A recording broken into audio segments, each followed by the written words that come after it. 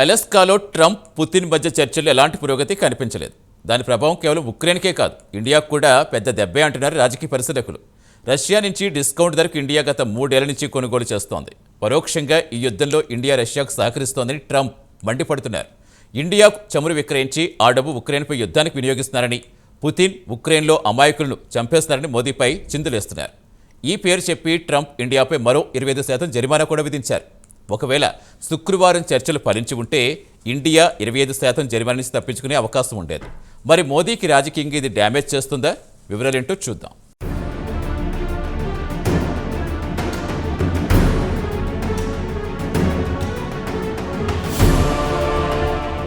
అలస్కాలో శుక్రవారం నాడు జరిగిన అమెరికా ప్రెసిడెంట్ డొనాల్డ్ ట్రంప్కు రష్యా ప్రెసిడెంట్ వ్లాదిమిర్ పుతిన్కు మధ్య జరిగిన చర్చల్లో ఎలాంటి పురోగతి కనిపించలేదు. రష్యా ఉక్రెయిన్ యుద్ధాన్ని ఆపించడానికి ట్రంప్ మధ్యవర్తిత్వం నెరిపారు. అయితే ఆయన రాయబారం మాత్రం ఏమంతగా పని చేయలేదు. ఇవన్నీ పక్కన పెడితే ఆ చర్చల ద్వారా ఇండియా పరిస్థితి ఏమిటి అనే చర్చ మరోమారు తెరపైకొస్తోంది. ఎందుకంటే రష్యా నుంచి ఇండియా గత 3 సంవత్సరాల నుంచి డిస్కౌంట్ ధరకు ముడి చమురును దిగుమతి చేసుకుంటోంది.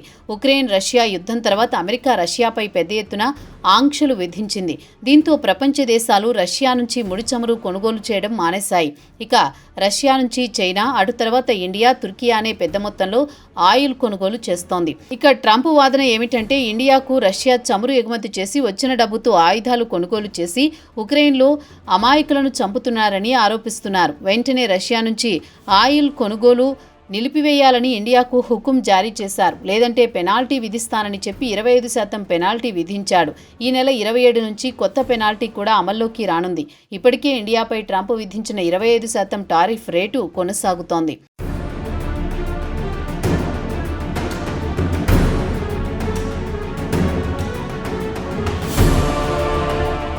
ప్రస్తుతం భౌగోళిక రాజకీయ పరిస్థితుల ప్రభావం వల్ల ప్రధానమంత్రి మోదీకి రాజకీయంగా, ఆర్థికంగా ఎంత నష్టమో చూద్దాం. ఆంక్షల తర్వాత కూడా రష్యా నుంచి యథావిధిగా చమురు దిగుమతి చేసుకుంటుందా? భారీ పెనాల్టీ దెబ్బకు వెనకడుగు వేస్తుందా అనే విషయం వేచి చూడాల్సిందే. ఇక శుక్రవారం నాడు అలస్కాలో జరిగిన సమ్మిట్లో ఇరువురు నాయకుల మధ్య ఒక ఒప్పందం కుదిరితే ఇండియా ఎగుమతులపై అదనంగా 25% పెనాల్టీ నుంచి తప్పించుకునే అవకాశం లభించేది.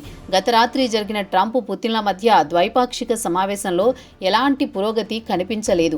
ఇరువురు నాయకులు ఒక ఒప్పందానికి రావడంలో విఫలమయ్యారు. దీంతో వాషింగ్టన్తో ఇండియా వాణిజ్యపరమైన సంప్రదింపులు జరపడంపై అనిశ్చితి పరిస్థితి ఏర్పడింది. ఇక శుక్రవారం నాడు ప్రెసిడెంట్ ట్రంప్ పుతిన్ను స్నేహపూర్వకంగా అమెరికా గడ్డపై ఘనంగానే స్వాగతం పలికారు. అయితే ఇరువురు నాయకులు ఉక్రెయిన్ యుద్ధంపై పరస్పర అంగీకారానికి రాలేకపోయారు.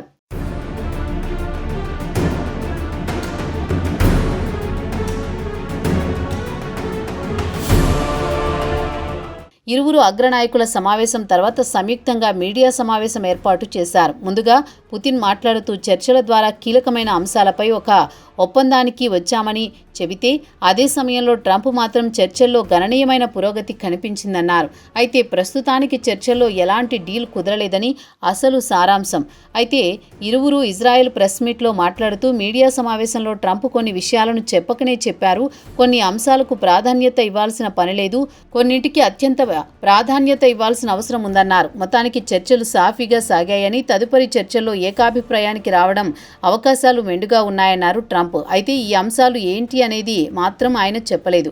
ఇక పుతిన్తో జరిగిన చర్చల వివరాలను ఆయన ఉక్రెయిన్తో పాటు యూరోపియన్ నాయకులకు వివరిస్తానని అయితే హామీ ఇచ్చారు.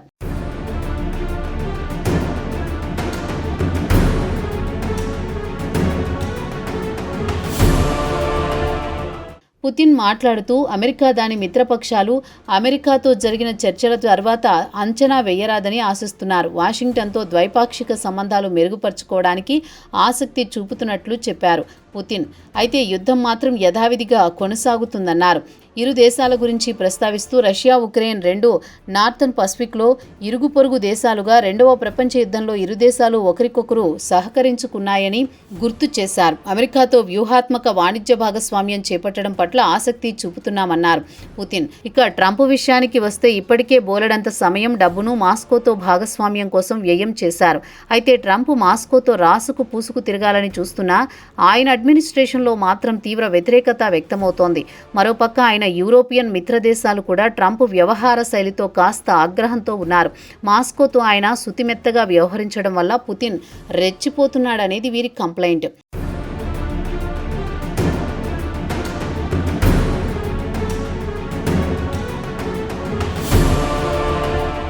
ఇక ఇండియా విషయానికొస్తే తక్షణమే కొన్ని ఇబ్బందులు తప్పేట్లు లేవు.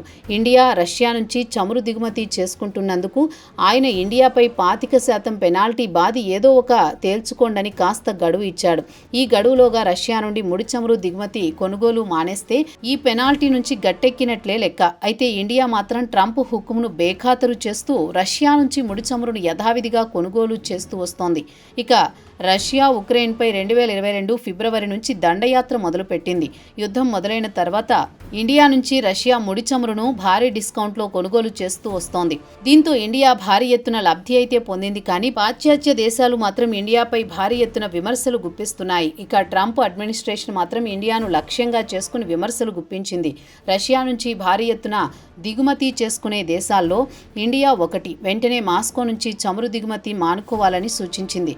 మీరు ఇచ్చే డబ్బుతో రష్యా ఉక్రెయిన్పై యుద్ధం చేస్తోందని, అమాయకులను చంపుతోందని ఆగ్రహం వ్యక్తం చేస్తోంది అమెరికా.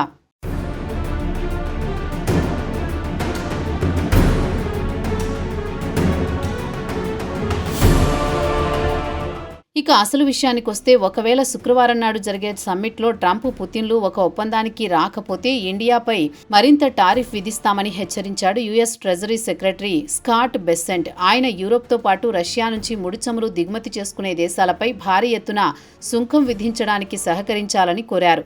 ఇక ఇండియా విషయానికొస్తే రష్యా నుంచి ముడి చమురును దిగుమతి చేసుకుని దాన్ని శుద్ధి చేసి పెట్రోల్గా మార్చి మళ్లీ EU దేశాలకు ఎగుమతి చేస్తోంది. అలాగే యూరోప్ కూడా రష్యా నుంచి చమురును దిగుమతి చేసుకుంటోంది. ఇవన్నీ ఒకెత్తైతే మరో బిల్లును కాంగ్రెస్లో ప్రవేశపెట్టి రష్యా నుంచి చమురు దిగుమతి చేసుకునే దేశాలపై 500% సుంకం విధించేలా బిల్లుపై ట్రంప్తో సంతకం చేయించడానికి తెర వెనుక ప్రయత్నాలు కొనసాగుతున్నాయి. ఇది జరిగితే మొదట టార్గెట్ ఇండియా కావడం గ్యారంటీ అన్న టాక్ కూడా వినిపిస్తోంది.